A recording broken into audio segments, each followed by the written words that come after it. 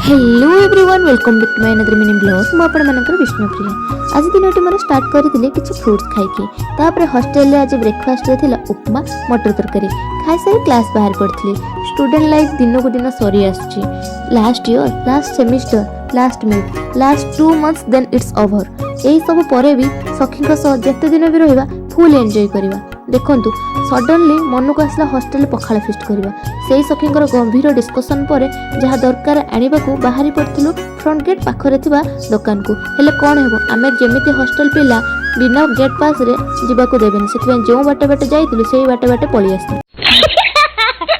Class रे पहुँचु पहुँचु गंभीर discussion लगी पड़ी पिकनिक पे आमर क्यों जगह सिलेक्ट कराई मो ब्लॉग कंटिन्यू सबुदिन देखते जानीपारे। तापर हॉस्टेल पलि आसी लंच कर आज लंच रे थिला भात डालमा भाजी खटा तापर संध्या रे झाल मुड़ी खाई देइथिली।